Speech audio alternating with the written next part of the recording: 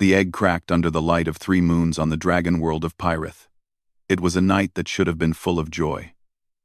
The great dragon mother Valdris had waited 200 years for this moment. Her scales shone like polished gold as she watched the shell break apart piece by piece. But when the hatchling finally came out, the joy died instantly. The baby dragon was small. Too small. Her scales were pale white instead of the strong colors that marked a healthy dragon. She was thin and weak, and her wings looked like wet paper. She made a soft crying sound as she tried to stand, but her legs shook, and she fell down again and again. Valdris stepped back from her own child.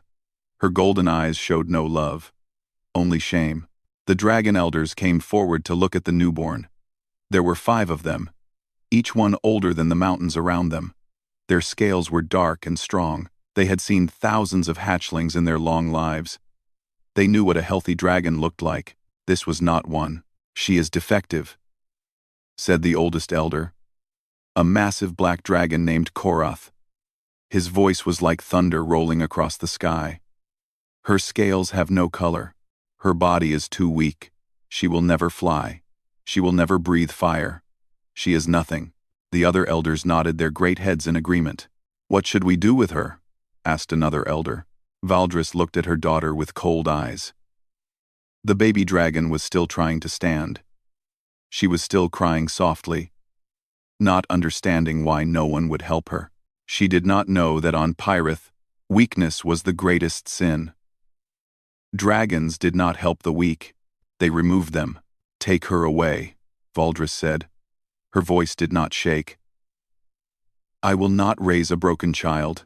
She brings shame to my bloodline." The baby dragon looked up at her mother with big, innocent eyes. She did not understand the words, but she could feel the rejection. She reached out one tiny claw toward Valdris, wanting to be held, wanting to be loved. Valdris turned away. Korath picked up the hatchling in his massive claws. The baby was so small that she fit in one of his palms. She made a scared sound and tried to curl into a ball. "Where will you leave her?" asked one of the younger dragons watching from the crowd. "There is a human colony on the southern continent," Korath said with disgust in his voice. "We will leave her there. Let the primitives deal with this waste. She will die within days anyway. The humans are too weak and stupid to save her." The crowd of dragons laughed at this. To them, humans were nothing. Small, soft creatures with no scales, no fire, no wings. Humans had only arrived on Pyrith 50 years ago, setting up farming colonies in the less dangerous regions. The dragons ignored them like one might ignore insects. Korath flew through the night sky with the dying hatchling in his claws. The baby dragon shivered in the cold wind. She was too young to control her body heat like adult dragons could. Without her mother's warmth, she was slowly freezing. The flight took 2 hours. Finally, Korath reached the human colony. It was a small place, with simple buildings and green fields. Lights glowed in some windows. The smell of strange foods drifted up from the settlement. Korath landed far from the buildings, near a small house at the edge of the colony. He dropped the hatchling onto the ground without care. She hit the dirt with a soft thud and cried out in pain. "Die here, broken one," Korath said. "This is where you belong, among the weak." Then he flew away without looking back. The baby dragon lay in the cold dirt. She was alone for the first time in her short life. The egg had been warm. Her mother's nest had been warm. But now there was only cold ground and dark sky. She tried to move, but her body was too weak. Her pale scales gave her almost no protection against the cold night air. She could feel her strength leaving her. Her eyes started to close. This was how it ended for defective dragons on Pyrith. Alone. Cold. Forgotten. The hatchling made one last soft cry. It was not a cry for her mother, who had rejected her. It was not a cry for her clan, who had thrown her away. It was just the cry of a baby who wanted someone, anyone, to care. The sound drifted across the quiet garden and reached the small house nearby. Inside that house, an old woman was sitting by her window. She could not sleep. She often could not sleep these days. Her name was Yuna. and she was 73 years old. She had come to Pyrith 20 years ago with her husband. He had died 5 years later. She had stayed anyway. This was her home now. Yuna heard the strange sound. It was not like anything she had heard before. It was sad and scared and very, very young. She got up from her chair slowly. Her knees hurt like they always did. She grabbed her walking stick and went to the door. Her neighbors would tell her she was foolish. Going outside at night on a dragon world was dangerous, but Yuna had never been good at listening to warnings. She opened the door and stepped into her garden. The 3 moons gave enough light to see by. She looked around, trying to find where the sound came from. Then she saw it. A small creature lay in the dirt near her vegetable plants. At first, Yuna thought it was a lizard. But as she got closer, she saw the tiny wings. She saw the small horns on its head. She saw the scales that should have been colorful but were instead a pale, sickly white. It was a dragon. A baby dragon. Yuna had seen dragons before, flying high in the sky. They were massive and terrifying. The colonists had been told to stay away from them. Dragons saw humans as beneath their notice. But this was not a massive dragon. This was a baby. A dying baby. Yuna knelt down in the dirt, ignoring the pain in her old knees. The hatchling looked up at her with eyes that were losing their light. Its small body shook with cold. "Oh, you poor little thing," Yuna said softly. "What happened to you? Where is your mother?" The hatchling did not understand the words, but she understood the tone. It was soft. It was kind. It was everything her own mother's voice had not been. Yuna reached out and carefully picked up the baby dragon. She was so light. So fragile. Yuna had held babies before. Her own children. Her grandchildren. She knew how to hold something small and precious. "You are freezing," Yuna said. "We need to get you warm." She tucked the hatchling against her chest, inside her warm jacket. The baby dragon let out a small sound. This time it was not a cry of pain or fear. It was surprise. It was the sound of feeling warmth for the first time since leaving the egg. Yuna walked back to her house as fast as her old legs could carry her. She did not know if the baby would survive the night. She did not know why a dragon baby was alone in her garden. She did not know what she would do tomorrow, but she knew one thing for certain. She would not let this child die alone in the cold, not while she still had breath in her body. Yuna worked through the night to save the baby dragon. She had been a nurse for 40 years before retiring. She had saved many lives in those years. Human lives, but life was life. And she would not let this small creature die. She made a warm bed from old blankets near her fireplace. She heated water and carefully cleaned the dirt from the hatchling's pale scales. The baby was so weak that she barely moved during all of this. Her eyes stayed half closed. Her breathing was too slow. "Stay with me, little one," Yuna said softly. "Do not give up." The hatchling's body temperature was dangerously low. Yuna knew that baby animals needed warmth from their mothers. This baby had no mother. So Yuna would have to be enough.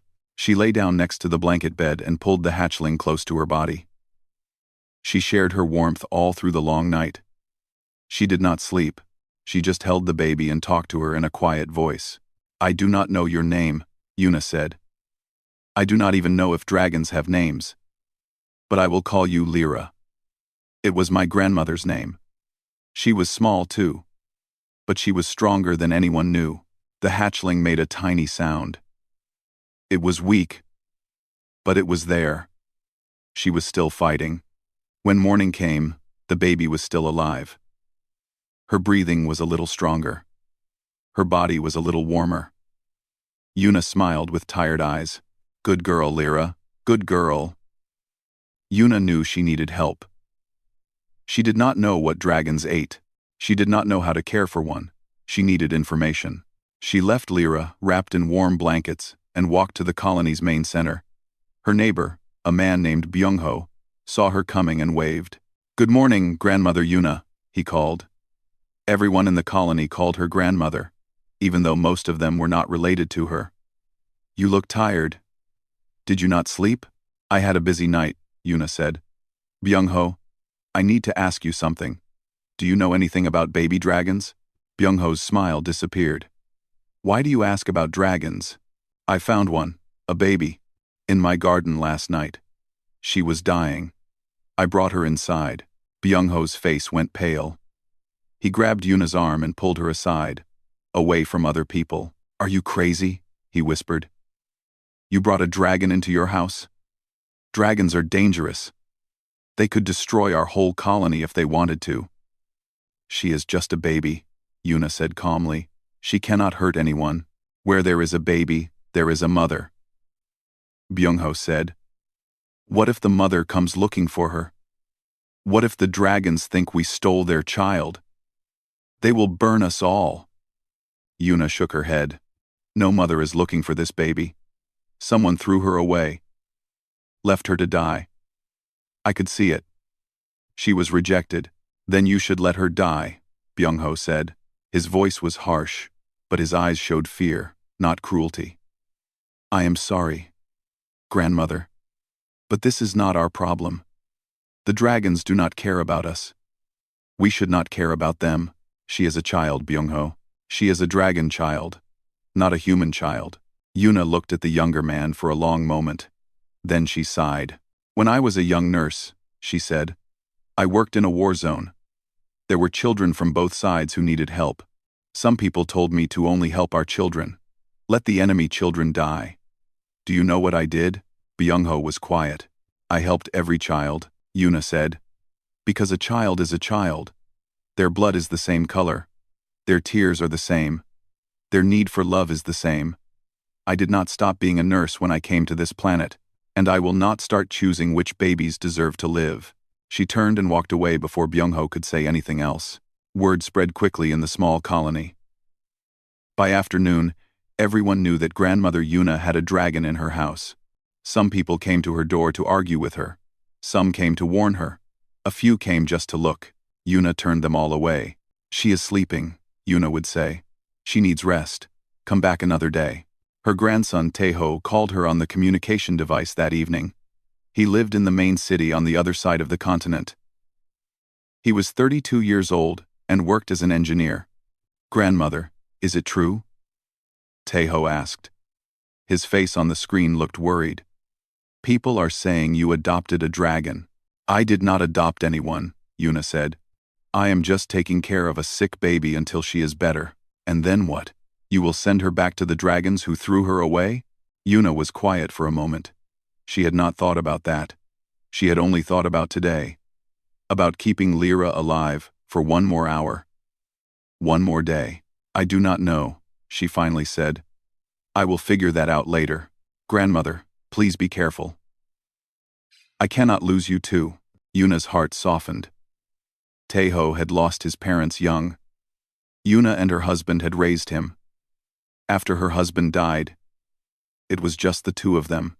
Taeho had wanted her to move to the city with him. She had refused. She liked her quiet life.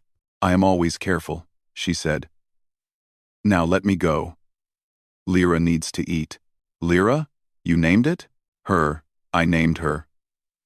Goodbye. Taeho. Yuna ended the call and went back to her patient. Lyra was awake now. Her eyes were fully open for the first time. They were a deep blue color, like the ocean back on Earth. She watched Yuna move around the room with curious attention. You are feeling better, Yuna said with a smile. Good. Now we need to find you something to eat. This had been the hard part. Yuna had no idea what dragons ate. She had tried to look it up in the colony's information systems, but there was very little data about dragon biology. The dragons did not share information with humans. She had decided to try different things and see what worked. Let us start with something simple, Yuna said. She brought out a small bowl of warm milk. Lyra sniffed at it and turned her head away. Not that, okay? She tried water. Lyra drank a little bit, which was good. She tried cooked meat. Lyra sniffed at it but did not eat. She tried raw meat. Lyra's eyes went wide. She opened her small mouth and ate the piece in one quick bite. Then she looked at Yuna and made a demanding sound. Ah, so you like it raw, Yuna said. Good thing I was never a fancy cook. She fed Lyra small pieces of raw meat until the baby's belly was round and full.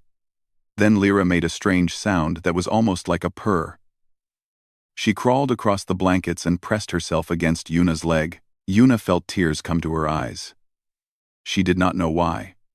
Maybe because she had not felt needed in a long time. Maybe because this small creature trusted her completely.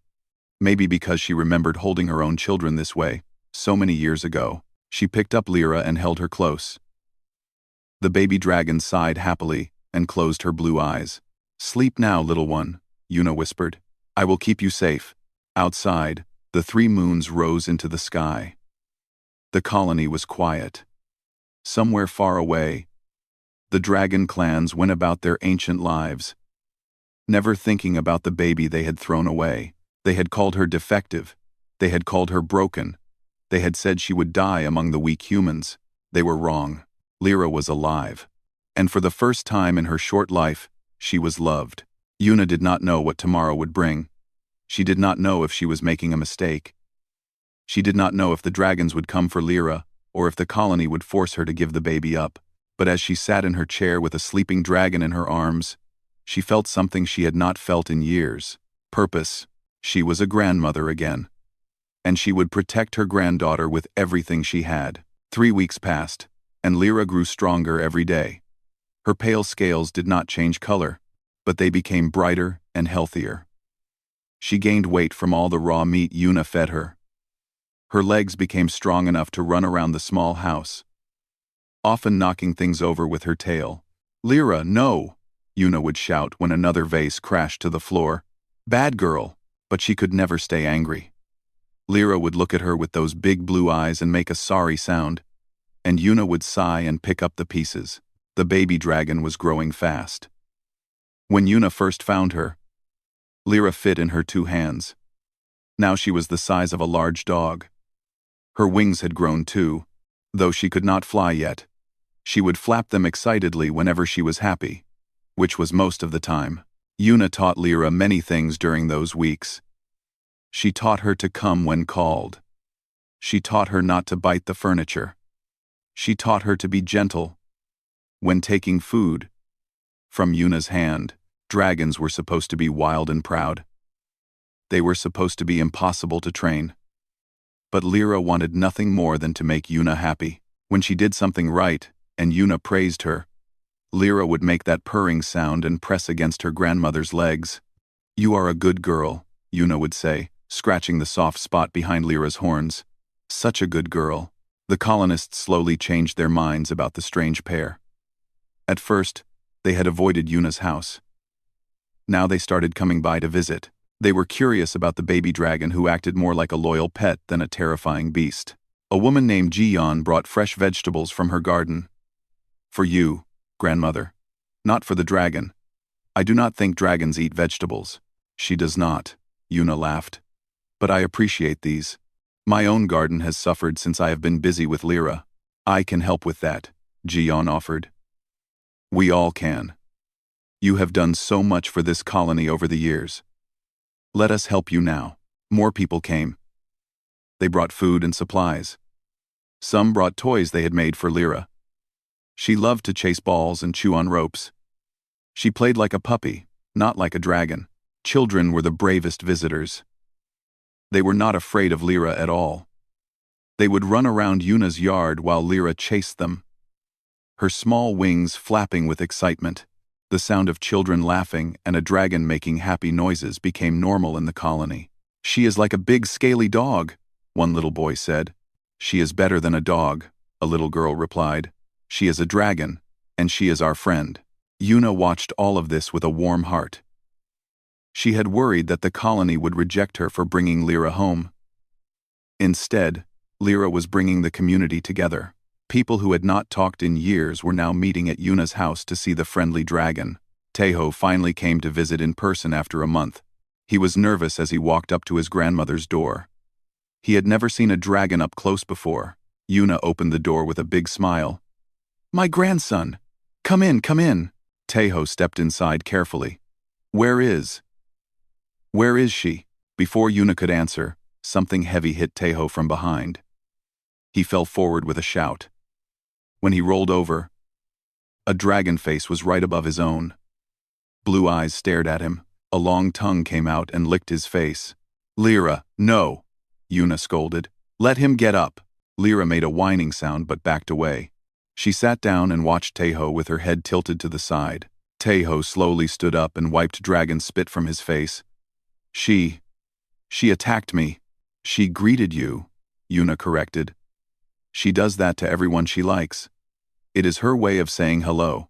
By knocking people down, she is still learning. Tejo looked at Lyra. Lyra looked back at him.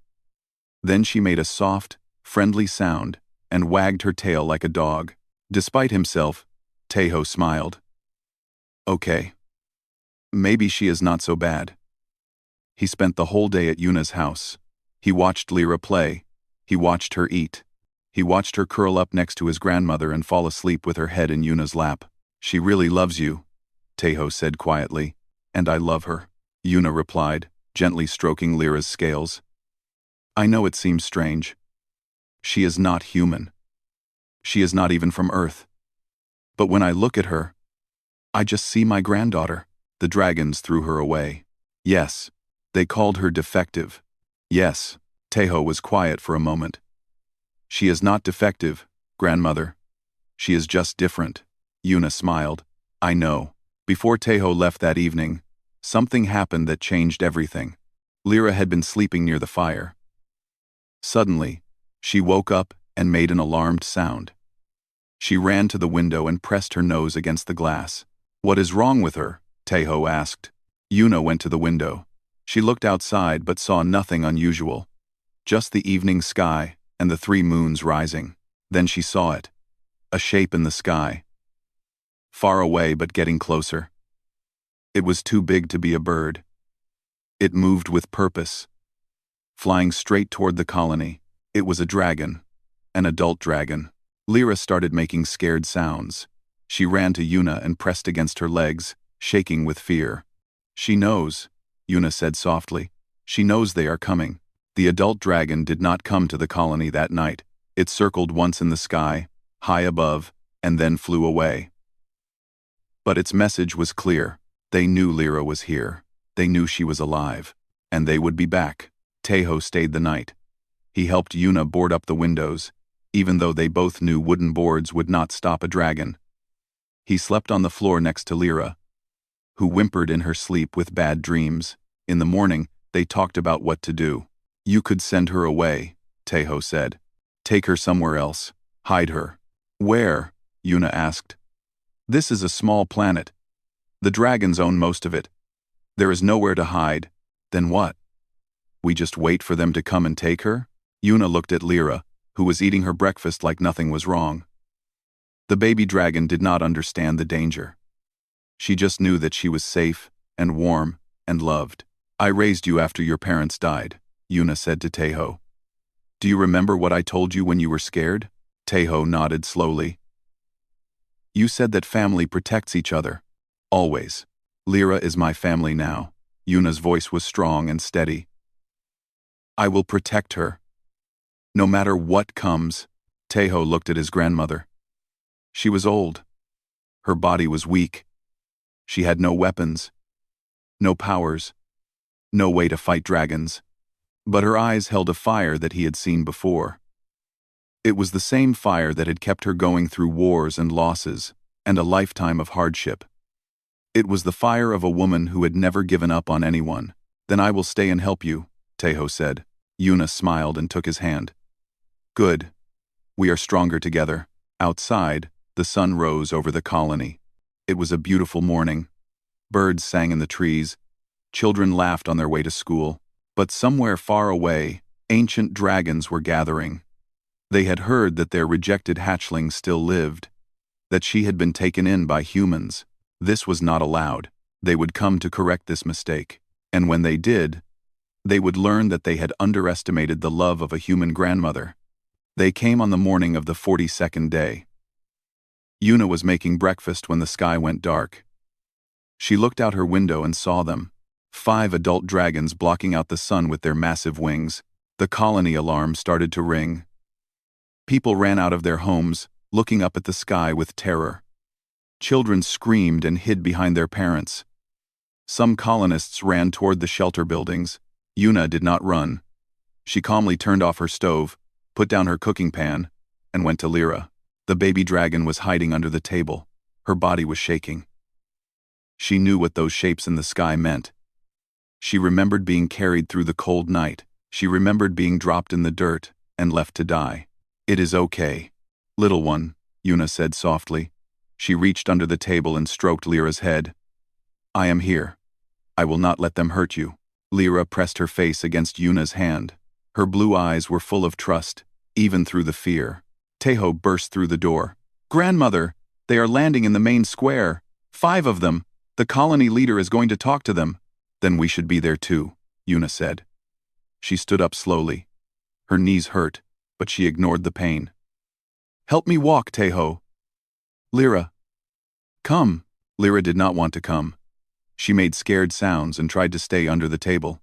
But Yuna called her again, and Lyra could not refuse her grandmother's voice. She crawled out and followed close behind Yuna, pressing against her legs with every step. The main square was filled with people. They stood in a large circle, keeping far back from the center. In that center stood 5 dragons. They were huge. The smallest of them was as big as a house. Their scales were dark and thick. Their eyes burned with ancient fire. Their wings were folded against their backs like mountains. The biggest dragon was Korath, the same elder who had dropped Lyra in the dirt 6 weeks ago. He stood at the front, his massive head lowered to look at the tiny humans before him. The colony leader, a man named Hyunjin, was trying to speak. His voice shook with fear. "Great dragons, we mean no offense. We did not know the hatchling was yours. We only tried to help." "Silence," Korath said. The word hit like thunder. Hyunjin stopped talking immediately. "We did not come to hear your excuses, human. We came for what is ours. The hatchling belongs to the clan," another dragon said. "She must be returned." "Returned for what?" Someone in the crowd shouted. "To be killed?" The dragons turned their heads, looking for who had spoken. The crowd parted, revealing Yuna walking forward with Lyra pressed against her side. Korath's eyes narrowed. "You are the human who took the defective one. Her name is Lyra," Yuna said. Her voice did not shake. "And I did not take her. You threw her away. I simply did not let her die. What we do with our young is not your concern. When you left a baby to die in my garden, you made it my concern." Gasps came from the crowd. No one talked to dragons like this. The other dragons growled low in their throats, but Korath raised one claw to silence them. "You are brave for a human," Korath said. There was no respect in his voice, only cold observation. "Or perhaps you are stupid. They often look the same." "I have been called both," Yuna replied. "It does not matter. I will not give you Lyra. She is not yours to keep. She is not yours to kill." Korath stepped forward.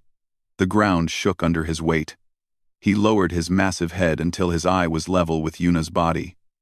One of his eyes was bigger than her whole torso. His breath was hot enough to make her skin sting. "Listen well, old human. The defective one has no place among dragons. Her weakness shames our entire species. The law of our ancestors demands that she be ended. This is not cruelty. This is mercy. A quick death is better than a life of being lesser." Lyra whimpered and tried to hide behind Yuna's legs. She was so small compared to these massive dragons. So pale and fragile and young. Yuna reached back and put her hand on Lyra's head. The baby dragon pressed into her touch. "You speak of mercy," Yuna said quietly. "But I see no mercy in your eyes. I see only pride. Only fear. You are afraid of her." Korath pulled his head back. "Afraid? Of that broken thing?" "Yes. Afraid of what she represents. That your perfect bloodlines can produce something different. That your ancient traditions might be wrong. That strength is not the only thing that matters. You know nothing of our ways, human. I know that you threw away a child because she did not meet your standards. I know that you left her to die alone in the cold. And I know that she did not die. She lived. She grew. She learned to love and trust again. Despite everything you did to her, Yuna took a step forward.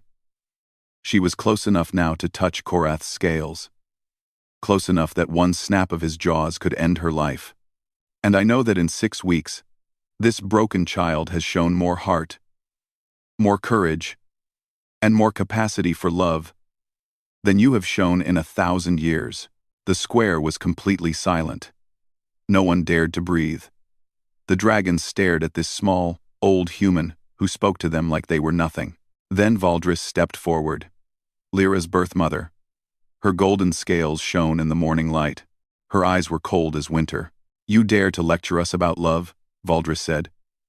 "You humans live for such a short time, a blink of our eyes, and you are gone. What do you know of love that lasts centuries?" Yuna turned to face the golden dragon. "I know that love is measured by depth, not by length. I have loved my husband for 40 years. I have loved my children, my grandchildren. I have lost many of them, and I would not trade one day of that love for 1,000 years of the emptiness in your eyes." Valdris hissed. "That creature is my blood. My child. You have no right. You gave up your rights when you turned your back on her." The words hung in the air like a physical blow. Valdris's eyes widened. For just a moment, something flickered behind her cold mask. Was it guilt? Pain? Regret? It was gone before Yuna could be sure. "Enough of this," Korath growled. "We did not come to argue with insects. Give us the defective one, or we will take her by force. And we will burn your colony to ash as we leave." The colonists cried out in fear.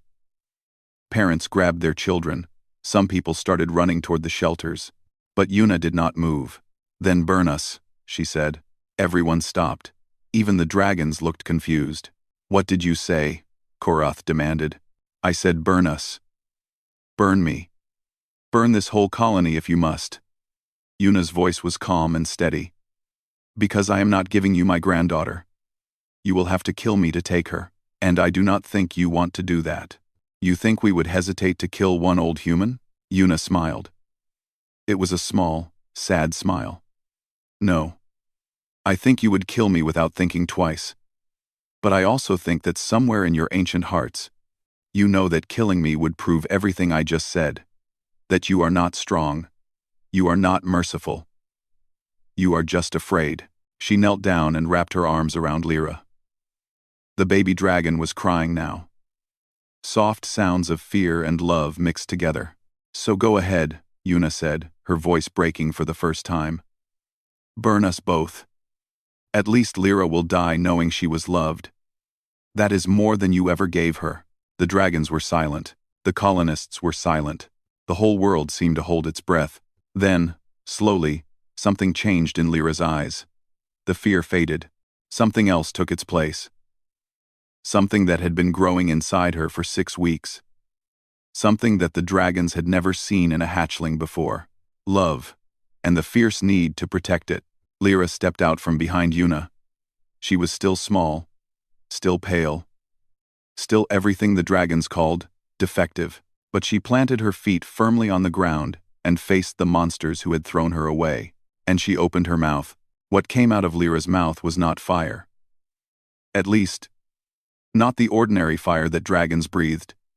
This was something different, something that even the ancient elders had only heard of in old stories. It was white flame. The fire poured from her small body like a river of pure light. It did not burn the ground. It did not scorch the buildings. Instead, it spread across the square in a protective circle around Yuna and the colonists. The flames danced and swirled, creating a wall between the humans and the dragons. Korath stumbled backward. His ancient eyes went wide with shock. "Impossible," he whispered. "The white flame," another elder gasped. "It cannot be. The legends spoke of it, but no dragon has breathed it in 10,000 years." The white fire continued to flow from Lyra. Her pale scales began to glow from within. Her blue eyes burned with inner light. She was still small, still young, but in that moment, she looked like something from the oldest dragon myths. "What is happening?" Valdris demanded. Her voice shook. How is she doing this? Yuna watched her granddaughter with tears streaming down her face. She did not understand what was happening. She only knew that Lyra was protecting her. The baby dragon who had been too weak to stand 6 weeks ago was now standing against 5 ancient dragons without fear. The white flame only appears in dragons who have known true love, one of the elders said slowly. He was the oldest of them all. Older even than Korath. His scales were gray with age. It is not a power of the body.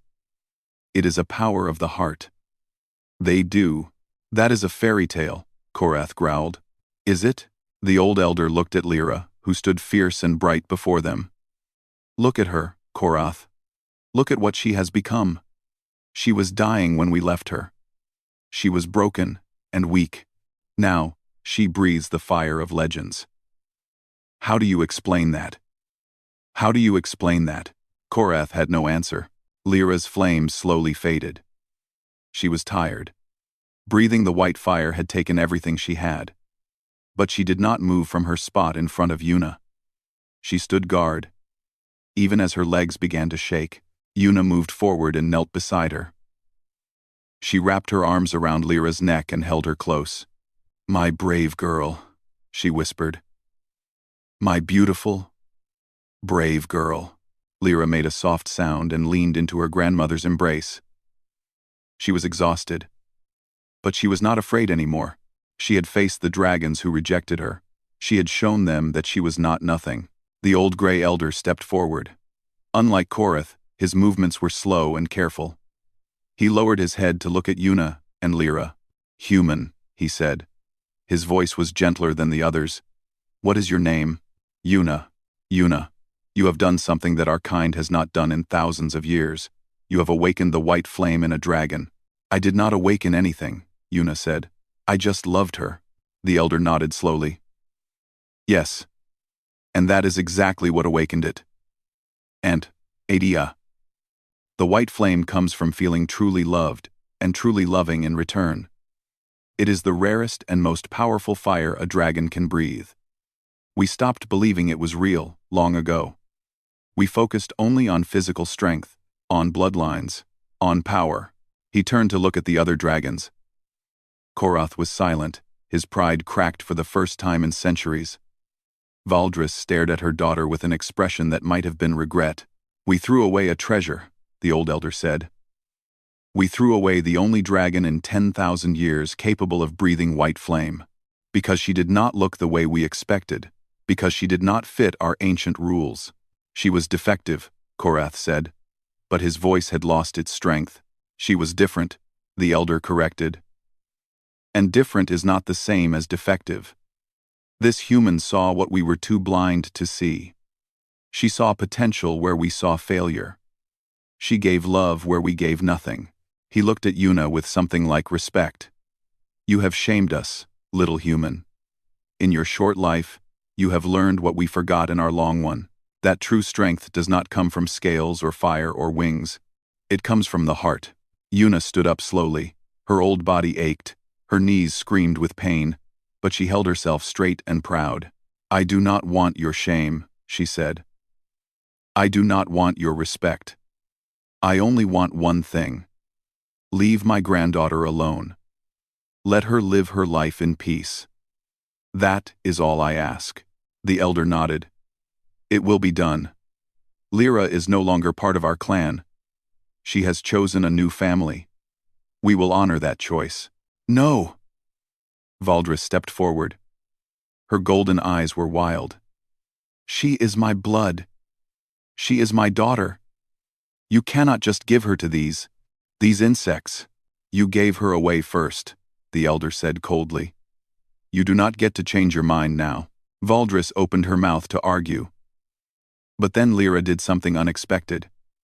She stepped forward, away from Yuna, and walked toward her birth mother. Her pale scales caught the sunlight. Her blue eyes met Valdris's gold ones. For a long moment, mother and daughter looked at each other.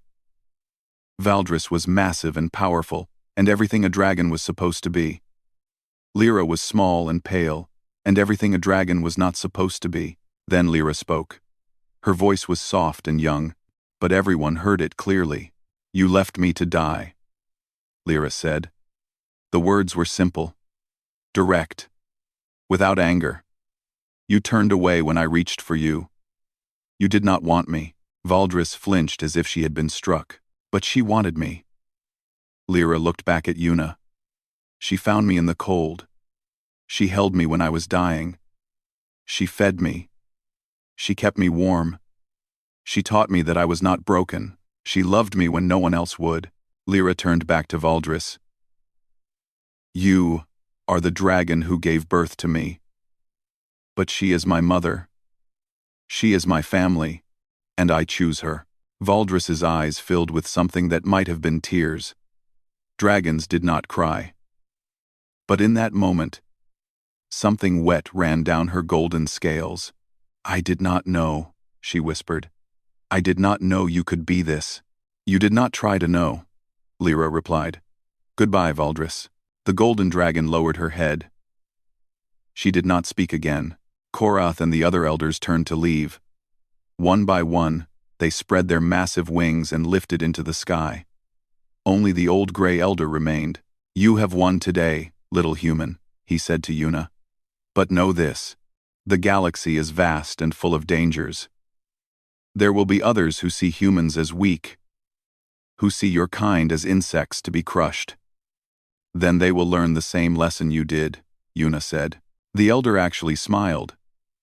It looked strange on a dragon's face. "Yes, I believe they will. Mate." He looked at Lyra one last time. "You are remarkable, little one. Do not let anyone tell you otherwise. And take care of your human mother. Her kind does not live as long as ours. Every day with her is precious." Then he was gone, rising into the sky with a beat of his great wings. The square was silent for a long moment. Then someone started clapping. Then another person. Then another.